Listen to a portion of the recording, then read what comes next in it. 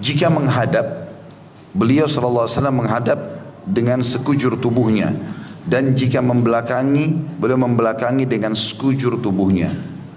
Ya, ini maknanya kalau ketemu orang, bukan cuma menoleh. Sebagai bentuk penghormatan, Nabi SAW kalau dipanggil, ya Rasulullah, beliau balik seluruh tubuhnya menghadap ke orang itu. Sebagai bentuk penghormatan. Ya, kalau tubuh saja harus menghadap, apalagi wajah. Ada orang kadang-kadang, walaupun anak kita ya, mungkin karena sebagai ibu, sebagai ayah, anak lagi ngomong, ibu, ayah, dia kenapa nak? Ambil lihat tembok. Kenapa nggak lihat ke dia? Lihat ke wajahnya. Kontak antara wajah dengan wajah pengaruhnya besar, ya. Tapi tentu di sini pada hal-hal yang dibolehkan ya. Jangan tarik ini, oh ini kan akhwat bertanya, saya lihat aja terus. Ya. Kan harus menghadap. Nggak boleh kalau yang haram. Tetapi yang dimaksud ini adalah yang dibolehkan, ada batasan syar'i. Ya. Karena tadi saya bilang antara orang tua sama anak, saudara sama saudaranya, sesama jenisnya laki-laki sama laki, perempuan sama perempuan, maka itu bentuk penghormatan. Kontak mata, kita interaksi wajah dan tubuh kita menghadap ke dia, dia merasa, oh iya, apa yang dia sampaikan ini diperhatikan ya. Seperti itulah. Termasuk dalam masalah ini teman-teman, kadang-kadang ada orang mungkin memang karena dia belum faham, atau memang bagi dia itu masalah besar, tapi bagi kita masalah kecil. Dengarkan keluh kesahnya saudara kita muslim. Jadi kadang-kadang dia datang, saya mau nyampaikan begini. Seringkali di habis pengajian dia datang kepada saya, Ustaz, ada terjadi seperti ini. Lalu dia seperti masalah besar. Tapi begitu dia sampaikan, menurut saya sangat kecil masalah itu. Tapi saya tidak boleh menganggap remeh apa yang sedang dia bahasakan. Mungkin bagi dia itu sangat besar. Sehingga saya memberikan solusi dan dia mendapatkan inspirasi jawaban itu. Ya. Baik, hadis pertama dalam pasal kita ini, nomor 255, kata Imam Bukhari rahimahullah, Bishr bin Muhammad mengabarkan kepada kami, ia berkata, Abdullah mengabarkan kepada kami, ia berkata, Usama bin Zaid mengabarkan kepada kami, ia berkata, Musa bin Muslim maula binti Kariz an Abi Hurairah radhiyallahu anhu annahu rubbama haddatha 'an Nabi sallallahu alaihi wasallam fayaqul haddathanihi ahdabus syufrain abyadul qashhain idza aqbala jami'an wa idza adbara jami'an lam tara 'ainun mithlah wa lan tarahu.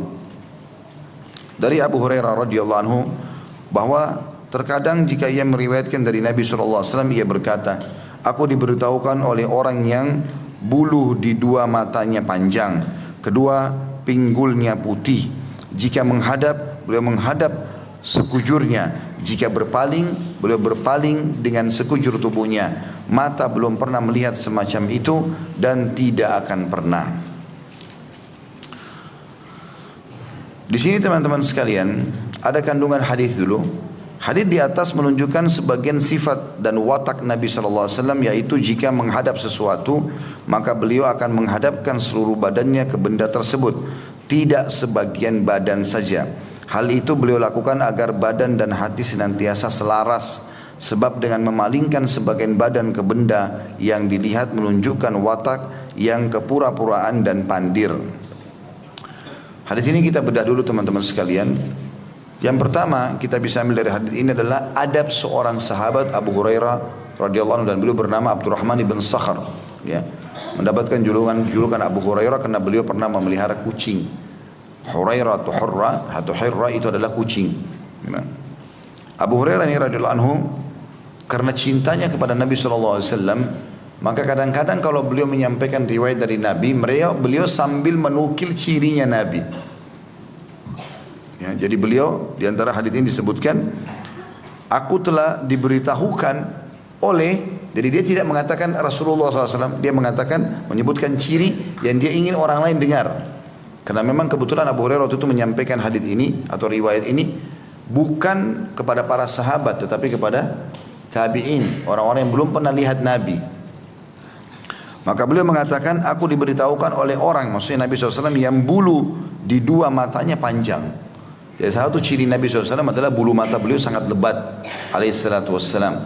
Dalam riwayat yang lain disebutkan beliau memiliki rambut yang hitam dan tidak geriting, tidak lurus sekali, berombak. Kadang-kadang beliau biarkan sampai kuping atau dibiarkan sampai ke pundaknya. Lalu beliau memiliki badan yang sangat tinggi dan kekar, ya. Kedua pundaknya lebar, dadanya bidang gitu kan. Dan Nabi SAW memiliki kulit yang sangat putih, karena putihnya pipinya beliau kemerah-merahan alaihissalam. Alisnya seperti busur panah yang besar dan lebat, dan bola matanya juga bulat dan dipenuhi dengan bulu mata yang tebal. Beliau memiliki hidung yang mancung, bibir, pipi dan juga dahi yang seimbang dengan wajah yang tidak bulat juga tidak oval. Jadi Nabi SAW sangat sempurna. Karena setiap orang lihat pasti tertarik. Dan memang disebutkan oleh para ulama bahwasanya Allah Subhanahu wa taala memilih para nabinya itu adalah orang-orang pilihan. Mereka adalah orang yang paling bagus jalur nasabnya. Jadi terkenal adalah bukan anak zina, bukan orang yang tidak jelas. Mereka punya akhlak yang baik, mereka punya paras wajah yang tampan, semua nabi sama. Ya, tapi Nabi Muhammad SAW memiliki kelebihan yang ekstra daripada mereka. Kemudian mereka juga diberikan kelebihan fisik. Semua nabi-nabi punya 10 kekuatan laki-laki. Ya. Jadi beliau itu bisa membela agama Allah SWT dengan kelebihan yang Allah berikan.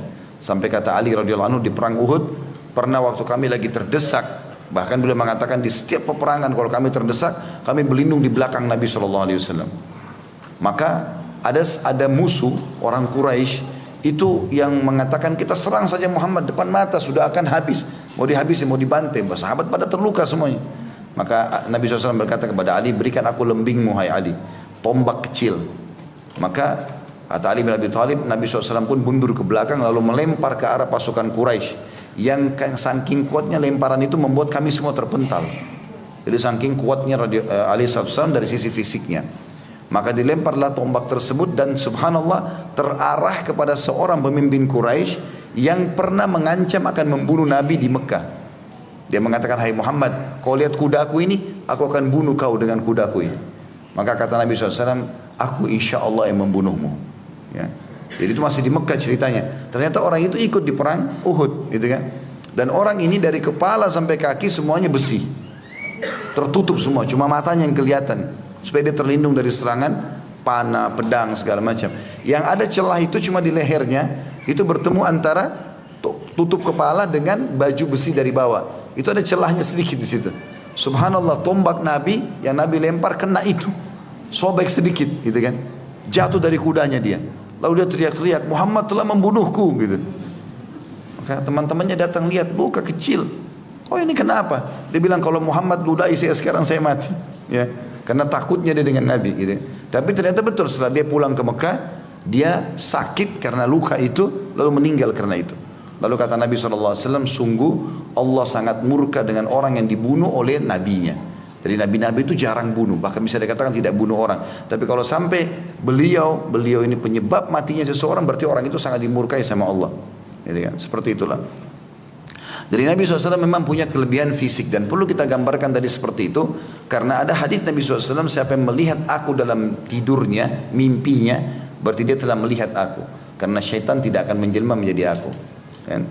Tapi kalau misalnya bapak ibu mimpi, ada orang dalam mimpi mengaku saya Rasulullah tapi kulitnya hitam, berarti bukan, kan Nabi putih kan? Atau datang rambutnya keriting, berarti bukan. Atau rambutnya lurus sekali, bukan. Atau orangnya pendek, bukan, gitu kan? Atau orangnya kurus. Juga disebutkan dalam riwayat beliau memiliki bulu yang sangat lebat, jenggotnya sangat kathif, lebat, gitu kan? Di dada beliau, di tangan beliau semua dipenuhi dengan bulu-bulu yang lebat alaihissalam. Jadi memang ada ciri tertentu. Nah, jadi kalau ada orang mengaku mimpi Rasulullah SAW harus dipenuhi cirinya, benar gak? Gitu kan?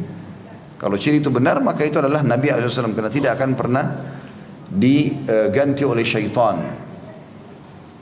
Kemudian dikatakan bahwasanya Nabi SAW, Abu Hurairah berkata, telah disampaikan kepadaku dari orang yang memiliki bulu yang lebat di kedua matanya atau di dua matanya yang panjang. Kedua pinggulnya putih, maksudnya adalah kulit Nabi, menggambarkan kulit Nabi SAW adalah kulit yang berwarna putih. Ya. Jadi memang Nabi SAW adalah orang yang sangat putih dan bersih. Kemudian yang jadi perhatian atau fokusan dari bab kita atau pasal kita adalah penyampaian setelahnya. Karena tadi itu cuma adab Abu Hurairah dalam menyampaikan, ini loh yang saya dengar ini, yang menyampaikan ini orangnya begini loh, tampan.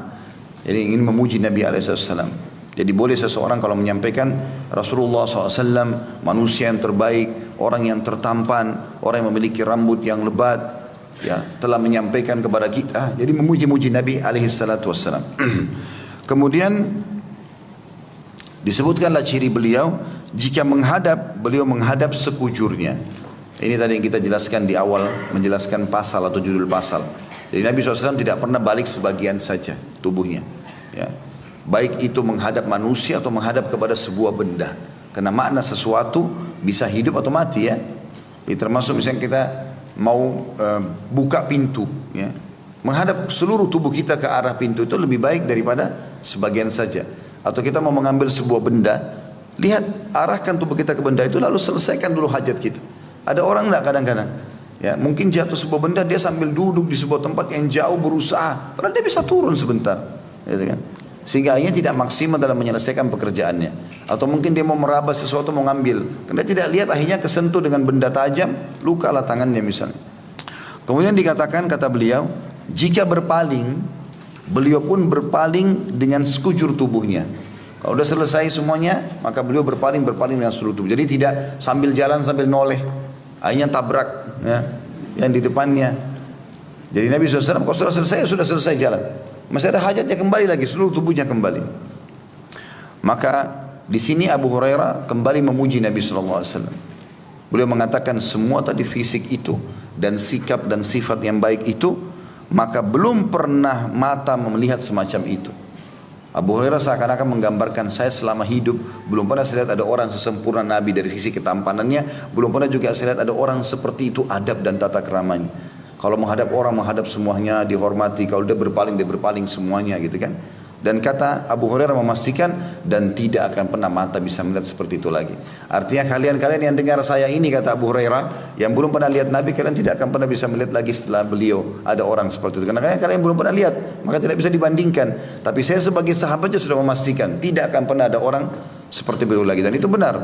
Tidak akan pernah ada orang yang sama dengan Nabi alaihi salatu wassalam. Bukan cuma kita, para nabi-nabi pun tidak ada yang sama dengan Nabi alaihi salatu wassalam. Makanya beliau mengatakan, aku adalah Sayyid Walad Bani Adam, atau Sayyid Walad Adam, ya. Aku adalah tuannya anak-anak Adam. Semuanya di bawah Nabi SAW pada hari kiamat.